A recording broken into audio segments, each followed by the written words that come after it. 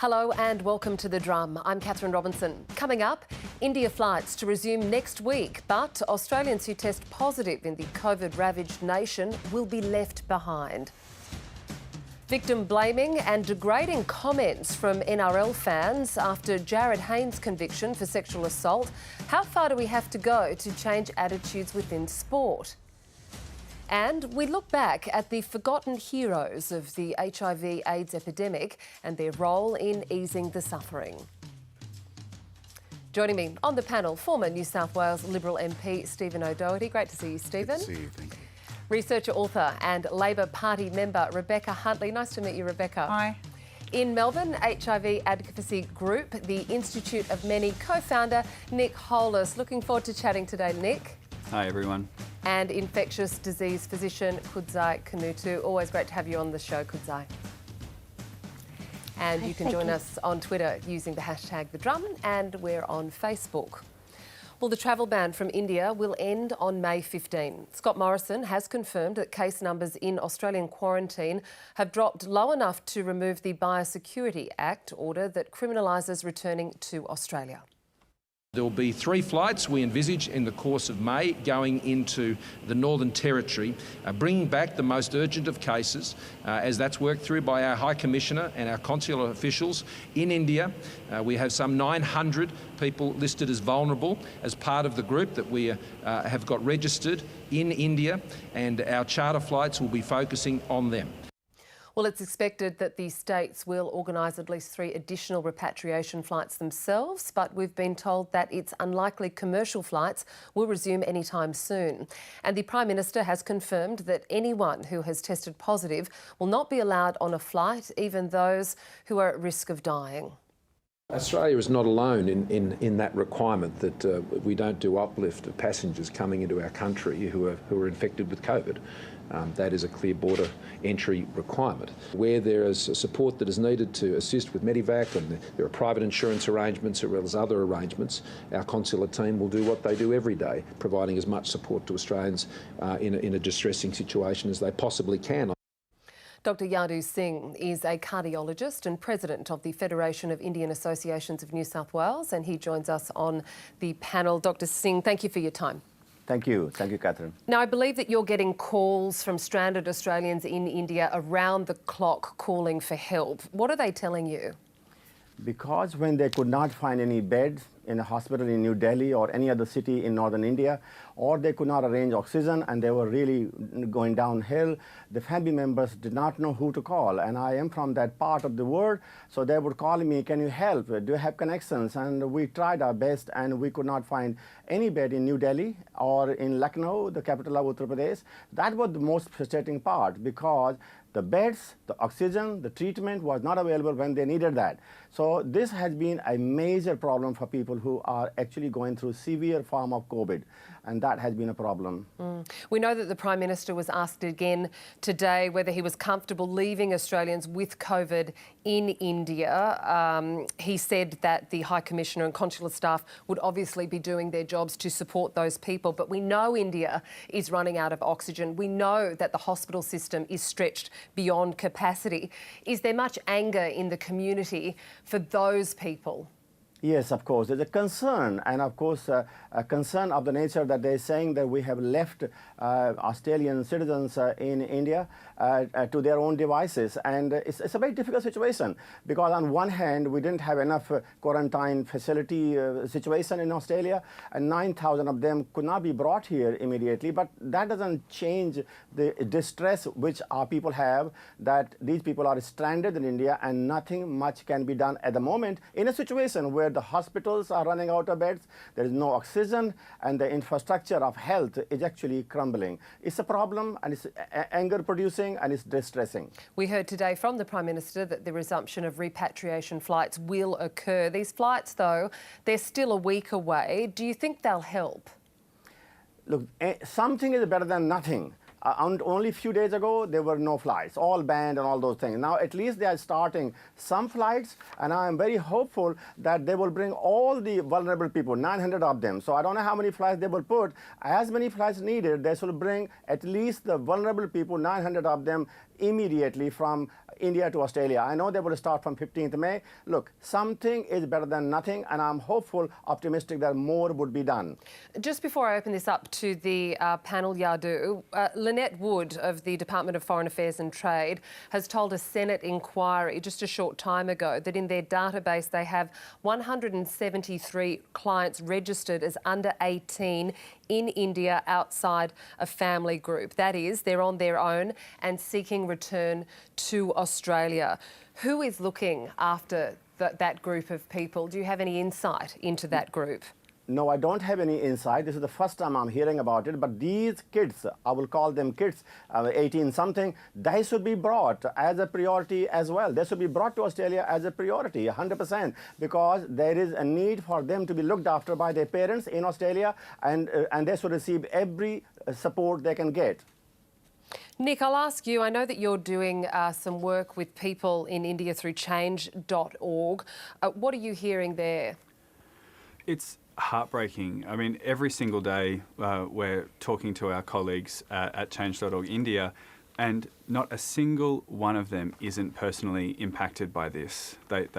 Every single person in the office and every person they know is dealing with a death in the family, a sick family member. It's completely overwhelming. And this is a group of, high functioning, fantastic campaigners who are used to being on the ground and working in chaos and crisis. And it's completely overwhelming them. And that is spreading, of course, throughout not only the entire country, but also to here, to the Indian diaspora here in Australia. They're carrying this heartbreak with them. I sit across from a colleague of mine at work who is a young Indian woman, and she's fielding calls from her mum who has coronavirus and family members who are passing away. We can't underestimate the psychological toll that the COVID crisis in India is having on our Indian Australian citizens and the Indian diaspora here. Rebecca, we heard from the Prime Minister today saying that these repatriation flights would bring those vulnerable Australians home flight by flight. We know that they are going to go to Howard Springs. That facility can take up to 2,000. It's currently operating at around 650. The government's going to charter 3 flights in May, 9,000 to bring home. Do the numbers stack up? I'm not really good at numbers, so I'm a qualitative researcher. No. It doesn't stack up. I suppose from the point of view, I'm a social researcher, so I can kind of reflect on what's being said mainly from the community point of view. And I suppose what's clear is that last year majority of Australians thought we were handling the first wave of the virus incredibly well, and there was, despite a lot of hardship, a sense of community cohesion, and that was being, and state governments were being rewarded at the ballot box for what they were doing.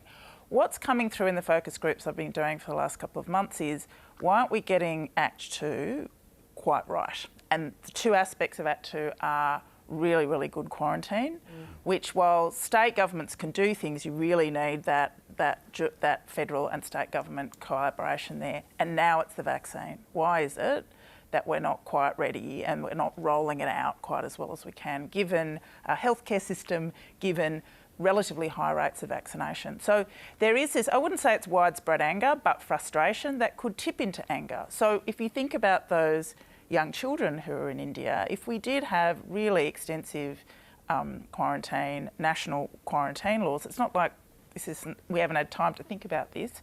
We could bring them here. It's an interesting point that Rebecca raises there, Kudzai. I mean, a lot of the hold-up seems to centre around quarantine and capacity issues. We know, as we just mentioned, these returnees will be going to Howard Springs.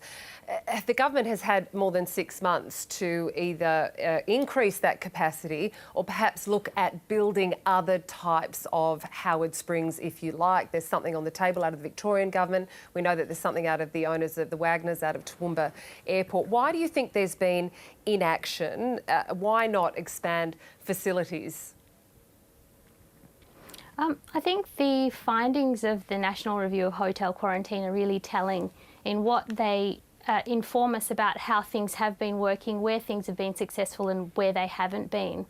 So numbers-wise, I think, referring to the Indian situation, the repatriation flights will only allow for 200 people per flight, so the numbers already don't stack up. And then you're looking at capacity constraints, and a lot of them relate to the fact that we actually need people who are properly staffed, and we desperately need systems that can actually account for all of these people as they're coming in. And one of the things that was acknowledged in the report is that we still don't have a single source of truth in terms of who are the people who have come through, what have their test results what are their test results showing? So it means that in terms of scaling up, when you have processes that are still not uniform across a system and you don't have a fixed workforce or a scalable workforce, it is really challenging, especially at a time when we can't bring additional workforce in. We're really looking at how can we redeploy, reskill, and at the same time trying to build capacity as well. So there are some significant logistical and sort of workforce challenges as well around how to do it quickly and make sure that it's robust and consistent as well from state to state and jurisdictionally. Stephen, on the capacity issues, we know that the Prime Minister today had invited the states to take more returnees. New South Wales, Queensland and Victoria responded positively. Yes. Do you see this again as being an issue of a problem between the feds and the states, or are you confident there will be some sort of resolution? Well, the resolution is that everyone needs to work together and stop blaming each other, and the blame game politics that have been played around this are really quite shameful and disgraceful. And when you play that game, you get burnt. So the West Australian Premier was very quick to tell everyone else how great they were and the other states were awful and close his borders, but he wasn't taking anybody from overseas. They had one case that came out of quarantine and he shut Perth down for, 2 or 3 days. And he was one of the first saying we don't want anyone to either go to India for any reason or come back from India for any reason, criticising that poor man who'd gone over for his own wedding, for goodness sake. When politicians like that just want to blame others to deflect their own inaction, it does not serve the public well. And I'm really, really disappointed in some of the ways that's been playing out here. India is broken. This is a humanitarian crisis, the likes of which we haven't seen for a very long time. And yet we're arguing about hotel quarantine here, and we should be doing more. I'd like to be seeing us doing far more for India and other third world countries, and not just arguing about who's going to take a few poor stranded Australians when they come home. But yes, the answer is we need more facilities to be built like Howard Springs, but that doesn't take 5 minutes. They take a long time. They have to be built appropriately. We know that if hotel quarantine, when it breaks, it's because of usually aerosol spread, because you can control most other things, but if you don't get the air conditioning right, then that's going to turn into a West Australian situation. But we need to use the best science we have and the best engineering knowledge to find the best hotels and use them properly for quarantine. New South Wales has shown how successful that can be. Yeah, there have been a few problems, but by and large it's been very successful with thousands upon thousands of people. And we need to do all of those things at once, and we need to do them, Catherine, together. Do you think the spirit is there to fight for it? I don't know, not when we're blaming when everyone's blaming everybody else. And I'm sorry, but the opposition needs to do more than just say you should have prepared 6 months. Yes, we all should have prepared 6 months ago. But 12 months ago, we hardly knew this thing existed. So we need to pull together, and if it's a war, then have the same spirit we had during the war. I was reminded of this on Anzac Day. I heard a wonderful address at our local Anzac club, our RSL club. And there was the spirit of Anzac was invoked for the way in which Australians pull together during a time of crisis. Our politicians are not doing that now. I think our medical staff are, but the politicians who are responsible for leading these great debates in our nation need to work more together. Well, Rebecca, speaking of politicians and the power that they wield during COVID, we've seen a concentration of power, if you like, and there was an interesting observation made in the Herald today by David Crowe about unchecked power from our leaders. He wrote, they happily assumed they could be trusted with the power to endanger public liberty, to lock up their own people when they sought safety at home from the global plague, but they were wrong. Is power now going unchecked to the detriment of both the government and the people of Australia? I think that what happened last year was a suspension of those concerns from the community facing the first wave of a crisis. And let's face it, Australians have been much more open and much more kind of pliant, I suppose, to government, to legislation and government regulation. We probably always have been. We could have a long conversation about what is about our national character that has that happen.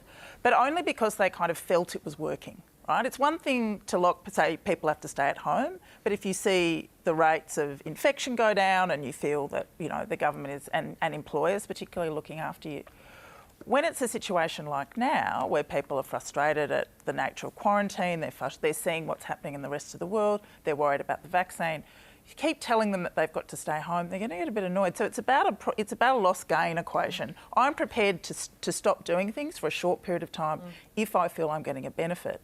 I think that there's going to be, and I don't want to speculate because I'm a researcher, but if we continue to have what's happening in Sydney, you know, one person goes and buys a couple of barbecues and then Mother's Day weekend is basically shut down, people are going to say, well, why aren't we getting vaccinated? Why haven't we sorted this out? And they're going to have a real frustration with those restrictions over time. Yeah, the vaccine will make a big difference, but I don't mind the short, sharp lockdown, and I don't mind the short-term closure of the borders to India, as unpalatable as it was for some people. The issue about the penalties was just a diversion, was stupid. They shouldn't have mentioned the penalties. It was ridiculous. But a short, sharp lockdown, as we're having in Sydney at the moment, means that until they find that unknown case, we're all a little bit safer. Sorry, it's not even a lockdown. I have to wear my mask when I walk into the AVC foyer. And restrict the number of people who come to your home, etc. And that's okay. Yeah. Jarryd, I'll bring it back to, you know, what's going on the ground in India. I imagine that the phone calls to you aren't going to stop. What are you going to tell people tonight who are calling to you for help and looking to you for help? I have already done a couple of Zoom meetings to tell them, counsel them, advise them what they need to do, how they need to worry about, when they should panic in regards to oxygen, what medications particularly they can seek from their physician. But what is happening is that when the calls come, they are actually desperate. Now, I have some connections in New Delhi and some connections in Lucknow, the capital of Uttar Pradesh. I use those connections because my basic degrees were from that part. I use the connections to get them in touch with some Zoom video or maybe WhatsApp video, and we try to arrange as much help as possible, maybe oxygen cylinder, maybe proper medications, making sure the doctors in those small towns actually are aware of what needs to be given to them. So there are multiple factors operating while we are worried about, in distress about our own relatives, our own network, our own family members. So that is what I have been doing in regards to that, those calls coming from my own relatives and, of course, cities like Lucknow or New Delhi. And just finally, Jarryd, when do you expect this crisis to be over, not just for the stranded Australians in India, but for the nation of India that's being ravaged by this by COVID-19? This is the most unknown factor because the numbers are more than 400,000 new infections, close to 4,000 deaths. I don't know which way things are going to go, but I know the projections that they are talking about 12th or 13th May when the peak would happen, and the numbers may even be much, much higher. We know that these numbers are underreported. We know that. Everybody tells me that. So we don't know. Unfortunately, I'm not seeing a great, all the political leaders, all the premiers, all the Prime Minister having one strategy. I'm not seeing that, and I just hope that they get into one national cabinet type situation and come on one page and have a national strategy to deal with it. I'm not seeing it. I just hope they do. Well, thank you very much for sharing your thoughts with us. I know it's a professional and a personal issue for you, Jarryd. So thank you very much to our guest cardiologist and President of the Federation of Indian Associations of New South Wales, Dr. Jarryd Singh. Thank you. Now, what's the cost of national inaction on climate change? Well, it's difficult to calculate, but we're starting to get a better idea of what it will mean if other nations move ahead on tackling the issue without us. For instance, the EU is urging Australia to back a plan to impose tariffs on goods made in countries with weak environmental laws. Under their plan, Australian exports could be hit with millions of dollars in tariffs if the nation doesn't improve its climate credentials. The transition itself will drive power shifts away from those controlling and exporting fossil fuels and towards those mastering the green technologies of the future. To those who complain about the large investments needed to tackle climate change and biodiversity loss, we would simply point out that inaction would cost far more. And a new report from our panellist, Rebecca Huntley, paints an even more concerning picture. It finds that over 300,000 jobs could be lost annually by 2050 if we fail to act on climate change. But what she also found is that the vast majority of Australians think more needs to be done. 74% say they're concerned about climate change. Rebecca, let's go into this report in a little bit more detail. We hear so much about returning to pre-COVID norms, the way that we operated before the pandemic hit our shores. From a climate policy and action policy, is it right to aim for what we had before? And if not, what should we be aiming for? Yeah, it's interesting. Look, I would argue that before COVID, there was some momentum for change anyway that was happening, particularly in the business community. And when COVID hit, I had the sense that, okay, that agenda may have to shift from certain businesses, and it has for, let's say, the airline industry and people that have been specifically hit. But I was really interested to see just how much continued to happen last year. You know, we had, big retailers like Coles and Woolworths make commitments around renewable energy. We had state and territories make either improve their commitments or make new ones.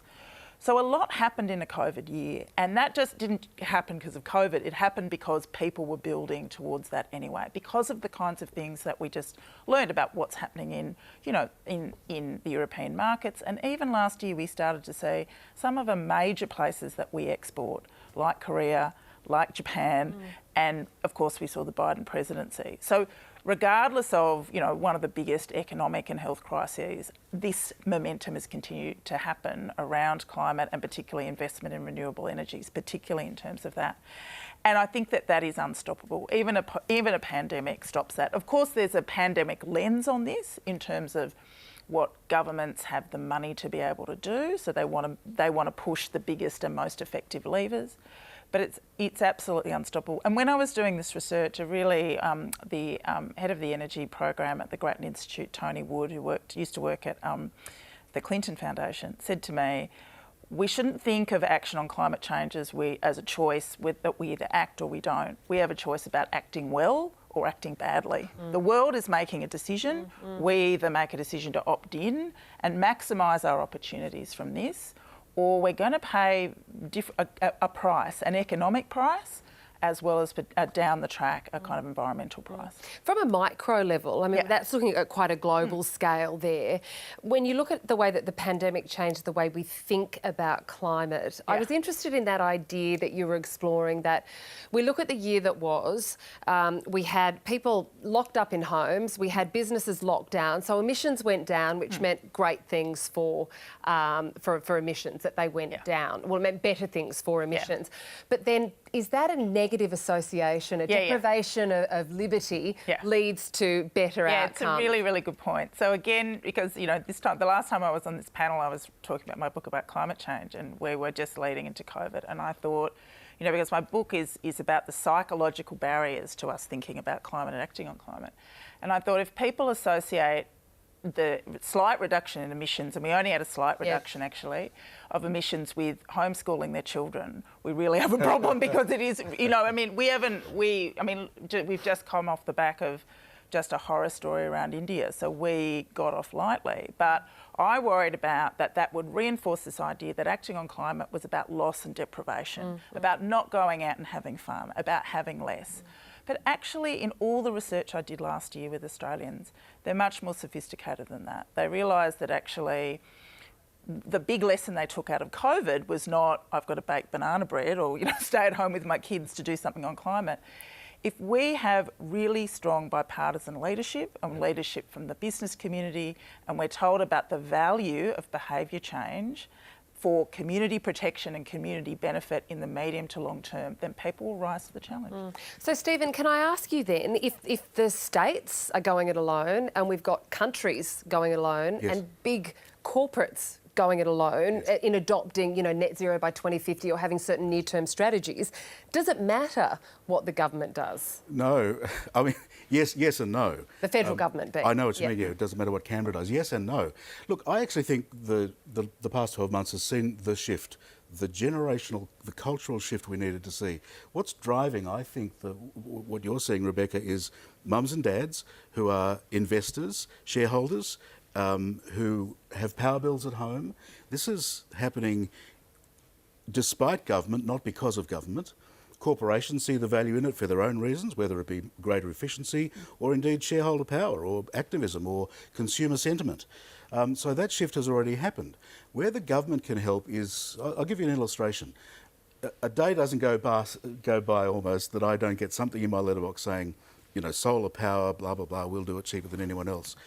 I don't have any confidence in making a decision because, and even they're all claiming that I can get a government rebate, I can't. I don't have any confidence in making a decision because the government hasn't done anything to help me with the risk equation. I could put in a solar thing, and I want to, solar panels on the roof and a battery, or I could join up a scheme, there's a cogeneration scheme that I could join. And I think that's where it will go, localised cogeneration type virtual power plant facilities. But the government needs to fix the infrastructure so it doesn't break. It needs to give me some confidence so I can make the decision. So the government needs to share some of my risk to invest privately in something that'll be better for the country. That's where the government can help. I don't see tariffs as a great solution. I think Europe's idea will distort international markets and probably inequities in third world countries. Right. Well, I'll get onto that tariffs in a sec. I wanted to ask Nick, I know that you're doing work in this space as well with Change.org, but yet again we're being asked to step up on our climate policies. With the election of Joe Biden as the President of the United States, there's push from Washington. This week we've got the G7 Plus in London, where the Foreign Minister Maurice Payne is attending that. Australia's been called upon to commit to net zero by 2050 and adjust some of those near-term emission reduction goals. I mean, how long can it go on, or inaction go on, until something happens? Well, it's any moment now we are about to become an international laughingstock, and we're going to get kicked out of the sandpit, so to speak, on this. And I think the Prime Minister can talk as much as he wants about sovereignty, about, we'll figure out how we get there, we won't be told, etc. But we've got to, as Stephen said, we've got to follow the money, not just through, mums and dads and power bills and that sort of stuff, but money is flowing out of countries, flowing away from countries that aren't keeping up pace with this, that aren't making those commitments, that aren't demonstrating to the global community that they're all in for climate change. And even if you're not someone who is overly concerned about, the impending climate apocalypse and the impact that'll have on your kids, or, even entire nations which are going to be underwater in a little while, if you follow the money, it just even makes good business sense. It makes good economic sense now.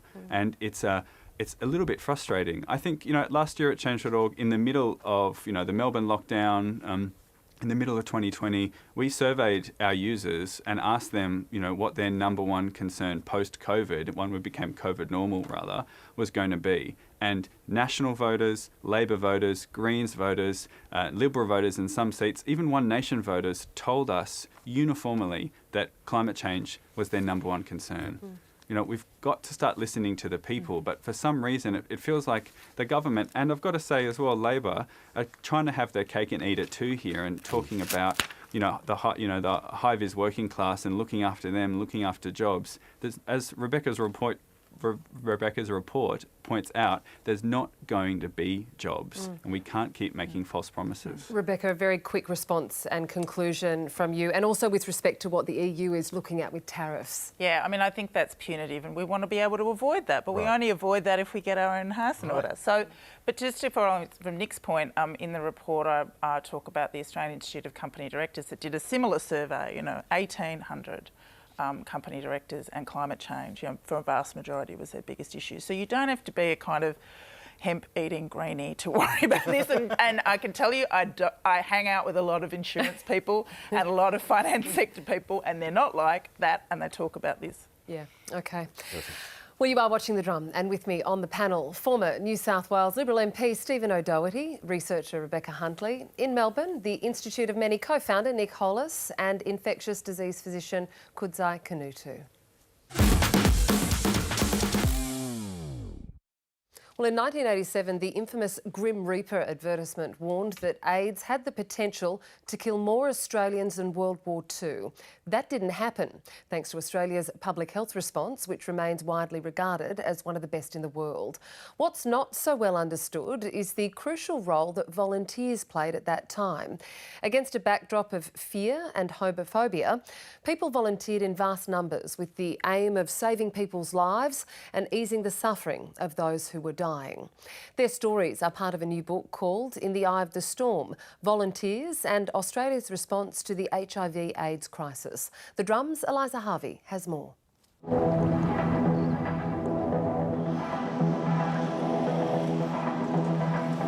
In the early 1980s, news of a killer virus in America terrified Australians. We are concerned that AIDS is going to be used as an excuse to reintroduce a whole lot of poofter bashing that has become unfashionable over the last few years, and people like Fred Nile, of course, are in the forefront of that. Despite an almost obsessive interest in the subject by the Australian media over the past 12 months or so, AIDS and AIDS-related diseases remain mysterious and misunderstood in the public mind. It was against this backdrop that young Victorian scientist John Ball attended a public hearing about the virus. The speaker on stage speculated that maybe 10% of the men in that room that night could already be infected and therefore were facing certain death. You could have heard a pin drop. He went on to join a tribe of volunteers. I was willing to step up and fight for my community that was so valuable and so precious to me. I wasn't going to lose it. I wasn't going to have it gone after finding something so valuable. Those same qualities that perhaps maybe feel like I was not quite the right sort of boy when I was young, quiet, tender, gentle, soft, made me perhaps a very good person to sit by someone's bedside and hold their hand at 3 a.m. as they took their last breath. His story is part of a new book about the volunteers who signed up in their thousands with the aim of saving people's lives and easing the suffering of those who were dying. Volunteering was critical to Australia's response to HIV and AIDS, that it was a contribution that often came at a cost, that the people who played that role really did make significant sacrifices, and that Australia is a nation of volunteers. With the big exception of Queensland, Australian governments and the medical world chose to work in partnership with the gay community. The message was that the risk of contracting AIDS could be minimised, regardless of the lifestyle that one led, by the adoption of safe sex and drug use practices. AIDS can be stopped and you can help stop it. If you have sex, have just one safe partner or always use condoms. Queensland's gay community felt they were on their own. When AIDS came along, we knew that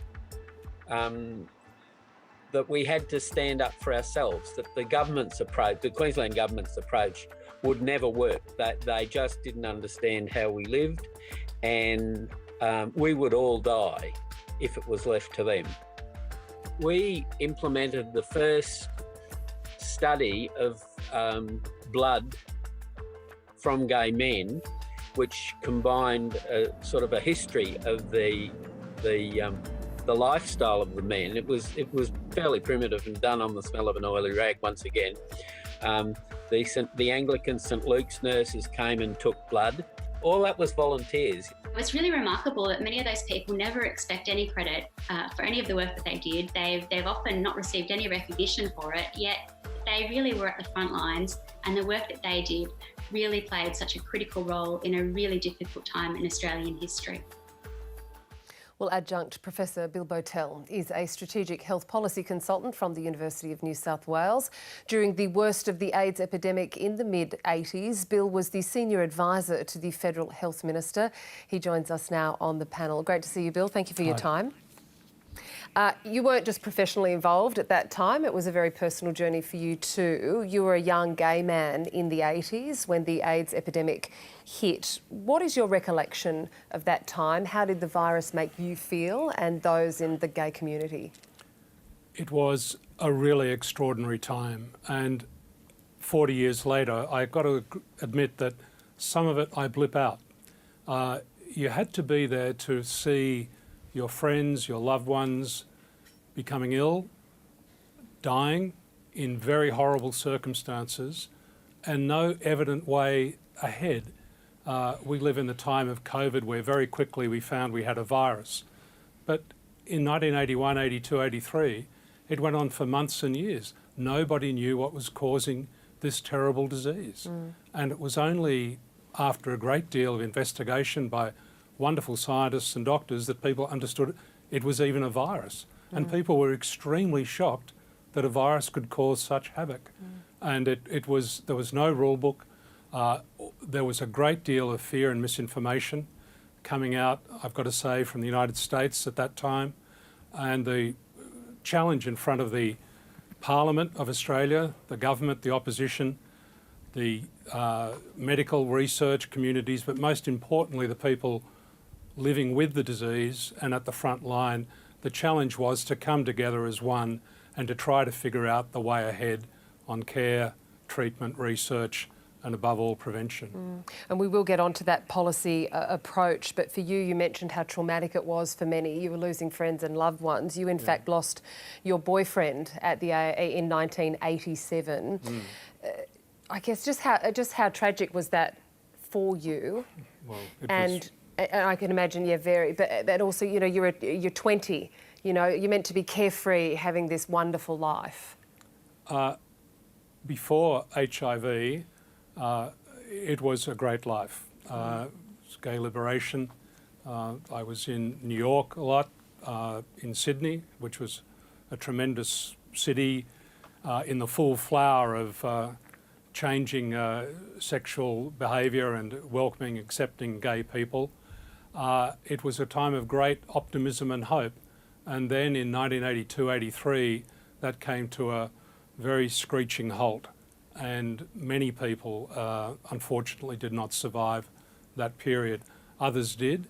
And it's a remarkable thing to look back on. I guess it is a bit like my father, who was in the Second World War. And I don't think until AIDS came along, that I understood really what my father had gone through when he had gone off to North Africa and Asia and so on and fought in the war and lost his friends.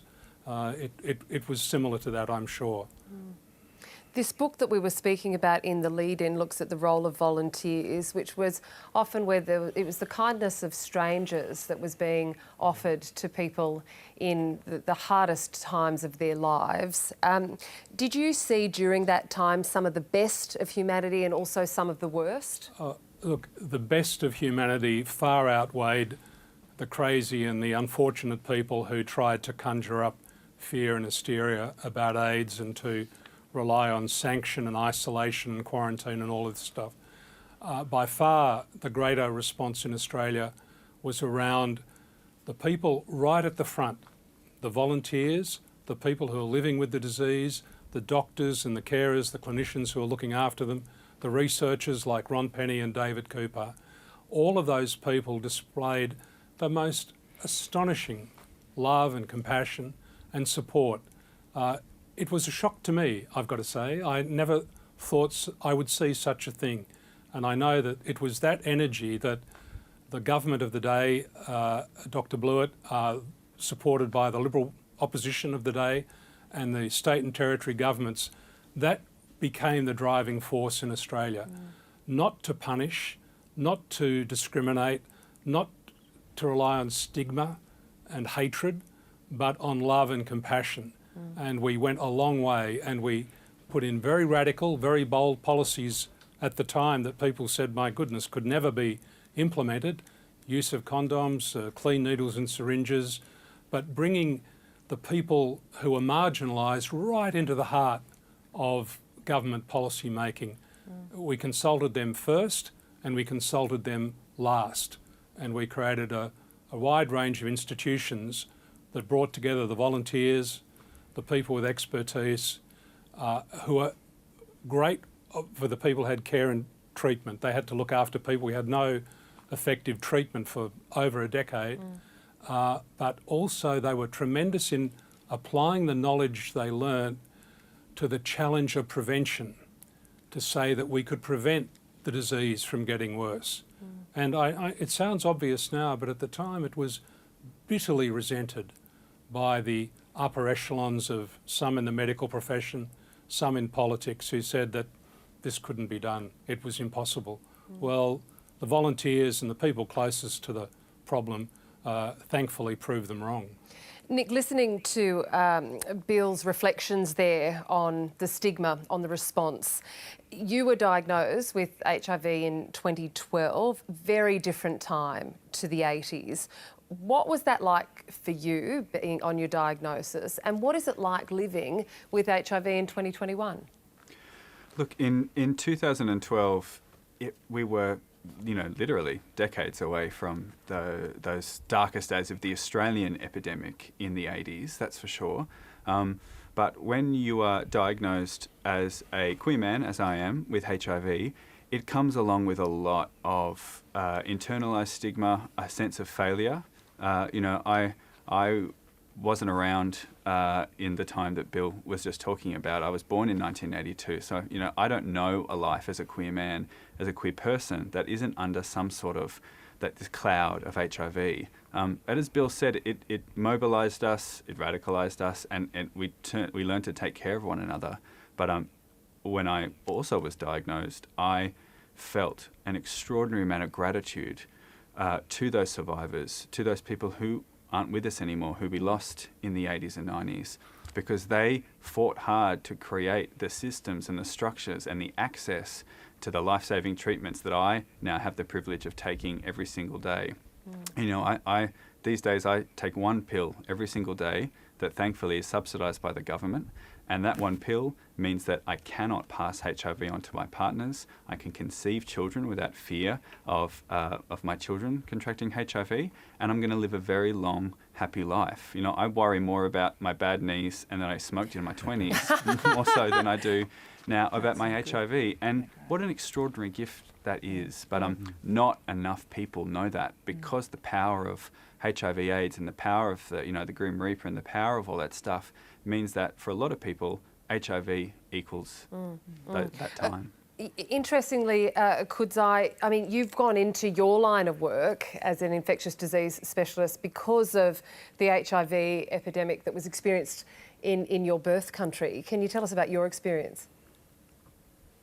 Yeah, but absolutely. So I'm born in Zimbabwe, and Sub-Saharan Africa and Zimbabwe in particular have been very deeply and devastatingly impacted by the HIV pandemic, and it continues to have impacts today. So when I was deciding what to do professionally, that certainly played a lot into my aspirations for what could my meaningful contribution do working in medicine. And that realisation that I think Bill and Nick have reflected really clearly is that a lot of the missteps and the failings were fundamentally about stigma, discrimination, and how they then combined with structural inequalities to really allow people to be sick and not have opportunities for wellness and have opportunities and access to healthcare supports that would actually help them to be well. So very much at the core of the reasons why I chose to study or specialise in infectious diseases in particular. And there's been so much learnt as well from that initial response and how it still informs our approach to things like COVID today. So that really deep understanding that unless, the science alone will never be enough, unless you can actually deeply partner with community and understand the emotion, the sentiment and the ramifications at that very personal level, it's very difficult to do harm minimisation and prevention. So it's that beautiful balance of understanding the science and using that to inform a process that evolves over time and allows people to move from a place of fear, and anguish to one of real hope and thrivership, which is where I think for the most part we now are in settings like Australia, where people have access to multiple resources that meet their needs and allow them to manage their HIV on their own terms. Rebecca, I know you've done... Oh, yes, please, Nick, go on. I was just and just to jump into that, that's such a fantastic point. Like the history of HIV/AIDS is an extraordinary partnership between community and science. I love seeing some of the world's leading HIV scientists and doctors and physicians claim to be activists, because they are. They do stunning work. But the third piece of the puzzle there is the state. And consistently, we're let down, I think, by the state and by geopolitical issues and by greed. I mean, we've had the tools to end the global AIDS crisis, which I should still point out claims 250,000 lives every year around the world. We've had the tools to end that since 1996. The thing that's been stopping us is the relationship between the state and greed, really, in pharmaceutical companies. Is that how you see it, Bill? I mean, you were critical as senior advisor to Dr. Blewett as the health minister back in the early 80s. What's the roadblock now, do you see? Well, we have one very serious roadblock in the world at the moment, that's COVID. Unfortunately, the horrible problems that are developing in much of the world in relation to COVID and in the developing world, Zimbabwe, India in particular, are being sidetracked by the tremendous toll that COVID is taking. Now, functioning health systems in much of the world require investment. They require order and certainty, and of course with COVID, that's terribly disruptive. So I am concerned that people who should be getting the treatments of which Nick rightly talks and that are available and being distributed by such organisations as the Global Fund, if the health system is disrupted by COVID, then the problems for people with HIV who need those treatments and for prevention services and all sorts of things become astronomically more difficult to attack. So as soon as we've got to get rid of COVID, we've got to vaccinate the world and then eliminate it, and we've got to keep plugging away really seriously at continuing to keep on top of HIV, which, as Nick said, the death toll from HIV in 40 years has been 35 million people have lost their lives. And COVID hopefully will never become like that, because the response is quicker and we've got the vaccines and better treatments and so on. But, a lot of people have died, and we can't allow ourselves to go backwards in the world in getting on top of HIV. So then, if we look back to when the epidemic hit, Bill, you spoke of how the government approach at the time was quite radical. It was built from the ground up. It listened to scientists, doctors, those living with HIV, and then you came up with there was the Grim Reaper ad. What was the idea, behind something like that? Do you think something like that would work now when we're living through COVID? Well, for my sins, I own up to being one of the organisers, instigators of the Grim Reaper ad. It's been a bit traduced in the history of this, but in 1987, it became very apparent that we had to convince the Australian people, not just people most likely to get HIV and AIDS, but the Australian people, that they had to support and fund for a long time really radical policies, giving clean needles and syringes to injecting drug users. That is a harm minimisation approach. Talking about gay sex, the need for sex workers to insist that condoms be used when they dealt with their clients. A whole range of things that, believe me, were extremely difficult to take to the people of Australia at that time. So we had to get the politics out of it, the party politics, which was one thing, but we had to explain that if we didn't rely on behaviour change from the mid-80s onwards, we would run the risk of going in the way that the United States went, where the caseloads were going up every month, and in the rest of the world. So it was bold, and it made a big impact in those times. But after that, we saw really rapid declines in the rate of new infections with HIV, and more or less the policies that were put together in the 1980s in about 5 years, with the support of the then opposition. When they became government, they followed them through under many health ministers from then till now, Graham Richardson and Peter Dutton and Greg Hunt, they've all followed on that line, and the states and territories have. Queensland came into line eventually, and it's been a great achievement. We have made sure that we never had party politics or silly debates get in the way of delivering the services that we needed and the treatments and the prevention services. And I want to say on volunteers, just to say, if they had not stepped up in their thousands, none of what we did would have been possible. But because they did, everything was possible. It was from the bottom up. And the federal government really just said, we will do what you say we should do. We will fund it.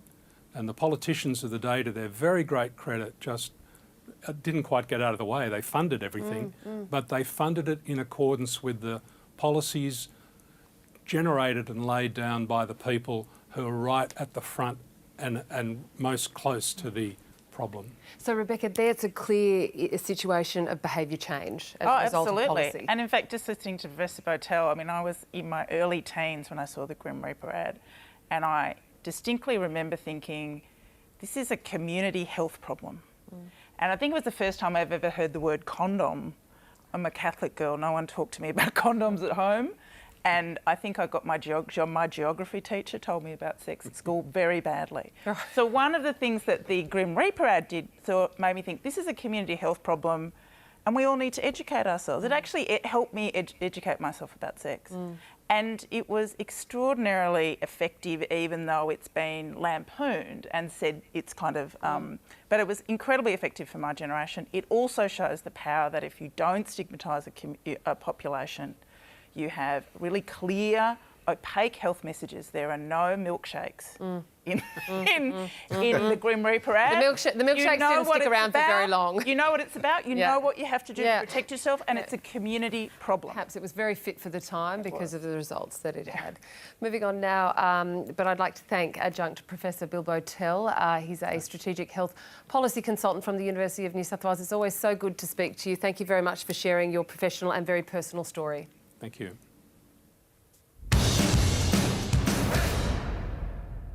Well, former NRL player Jarryd Hayne has indicated he'll appeal against the severity of his rape sentence for raping a woman in 2018. Yesterday, Hayne was ordered to spend a minimum of 3 years and 8 months in prison.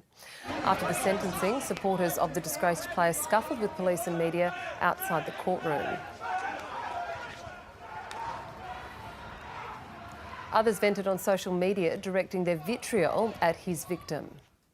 To all Haynesy's family and friends, stay strong for him and let God do his thing. I love you all. God always prevails. Before I let this be, just want to congratulate the victim and the so-called justice system.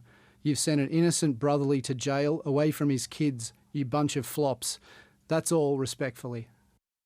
Well, not surprisingly, commentators and fans labelled these responses appalling, and it seems others further afield were also paying attention. A week ago, Tony Williams was signed with the New York Freedom for the North American Rugby League's inaugural season. This afternoon, they declared he was no longer welcome at the club. New York Freedom condemns Tony's comments, and his opinions are not the opinions of New York Freedom or any party involved with this club. New York Freedom understands the hurt caused by these comments and takes the issue very seriously. Stephen, I'll begin with you on this one. It seems that religion is coming through in some of this. What's your feeling on that? Appalled is not the word to use for those comments that I've just read. To invoke God in something like in that way that's no religion that I recognise. That's for sure. This man committed a criminal act. He's been found guilty. He's gone to jail. And I would hope that anybody who does the same will be treated the same way. He should not be hailed by the rugby league community, and certainly this, Catherine, sometimes as a Christian, the celebrity Christian thing that goes on it's appalling. It is completely counterproductive to the religion itself, and it's, I would say, exactly the sort of thing that Jesus would fail to recognise, would condemn. That's like when he turned over the tables in the temple. But we have to fix the culture problem within the rugby league. The rugby league, even more than other codes, I think, reflects a type of masculinity in which apparently this type of behaviour is acceptable and even perhaps hailed in some way by those bizarre, perverse tweets. How do we fix the culture of that masculinity? We've just talked about 3 different types of cultural change that have taken place tonight. We've spoken about what's happening around COVID, we've spoken about climate change, we've spoken about what happened with the HIV/AIDS. We can change cultural understandings, but it's taken a lot. But we haven't fixed rugby league, and you have to ask, have we the will to do it? And who's standing in the way of that happening? It's not just the fans, surely not. It is the clubs. It is the league itself. People ought to, you ought to have to prove that you're a person worthy of being in a rugby league club to go on the field. Yeah. And if you disqualify yourself by your actions, then you're out for life. No second, third chances. Well, let's look at what the clubs are doing. Kudzai, we know that the first actions of the New York club was to sack the former NRL player Tony Williams immediately for those comments that we just played in the lead up there. Does this show that standards are shifting, that what was once tolerated isn't anymore, or is the club taking a higher moral ground to satisfy commercial imperatives? Look, it won't come as any surprise, I'm sure, to the football player that his contract's been torn up. So that sort of moral compass has been quite clearly set recently. It's not news that a football agency would make this sort of decision. But I think where the conversation is actually a lot more complicated is around, I don't think we've really found a way to discuss what to do when you yourself know somebody who's now been basically convicted as a sex offender. What do his family do? What do his children do? And I think that's probably the harder conversation that we're yet to have. What is an appropriate response if somebody who is a friend has now been convicted as a sex offender? And that's where I'd sort of like to see the conversation evolve to, is what does that conversation look like? What is a meaningful response? What is a measured response that doesn't wholly disrespect the victim in this, which I feel has happened in this instance? What does that new conversation look like? And I'm just really interested to see how that evolves, because I think that's where things should be starting to head. Because for a football team to tear up someone's contract under these circumstances is just, it's fairly run-of-the-mill. It's what should happen, but what happens next in terms of him and the relationships he has with people, not only within his family but within the community, and what's the right response that we should now be having at our own kitchen tables when we're discussing this sort of event. Nick, we've only got about 30 seconds left, but do you have a comment to weigh in here? Well, yeah, just to really add to what's just been said, like there's a well-documented phenomenon of when your mate gets accused of sexual misconduct, rape, whatever, you don't believe the accusations, you believe them. And we want to believe that we're friends with good people. But, these other players who are on social media, denying the victim's experience, they're broadcasting these things onto the phones of, 14-year-old boys and other grown men who worship these men as heroes. Yeah. How are we going to teach a 14-year-old boy at high school to respect women? Yeah, I guess it just starts guys with aren't doing it. Calling out bad behaviour when you see it and just not walking past it. I'm afraid that's all we have time for, though. Thank you for being such a fabulous panel. Stephen O'Doherty, Rebecca Huntley, Nick Holas and Kudzai Kanutu. Hope you all have